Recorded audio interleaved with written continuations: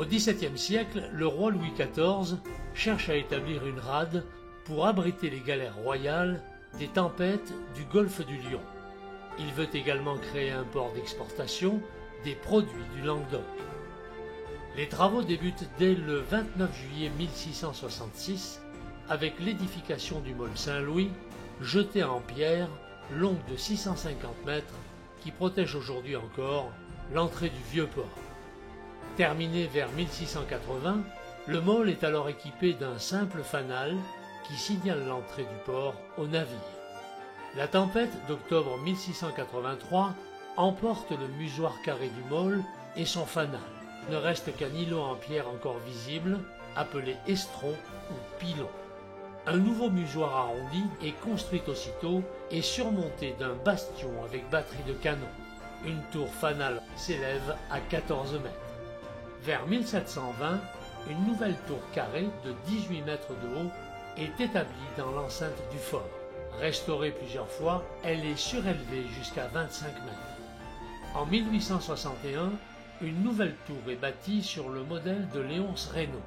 Elle est cylindrique, en pierre de taille de Cassis et mesure 30 mètres de haut. Son architecture est de style néoclassique, avec un portail à fronton triangulaire. Une nouvelle lentille de Fresnel augmente sa puissance. Entre 1935 et 1944, le phare Saint-Louis s'équipe d'un radiophare. Ce dispositif de communication sans fil permet d'envoyer un signal au navire équipé de radioconiomètres pour pallier le manque de visibilité les jours de brouillard.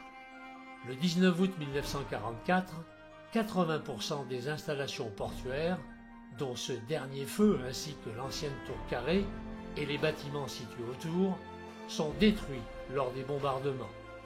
La reconstruction à l'identique et au même emplacement dure 18 mois. Le phare Saint-Louis actuel fonctionne depuis 1949. Le phare est aujourd'hui un simple feu d'entrée de port circulaire.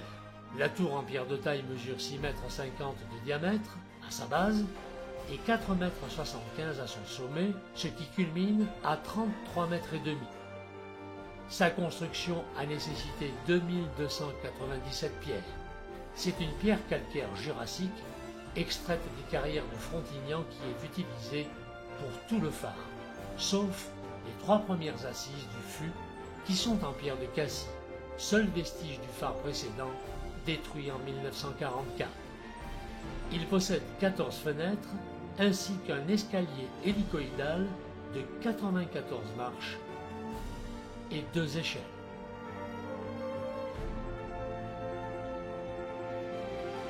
La lampe est une lampe halogène solaire.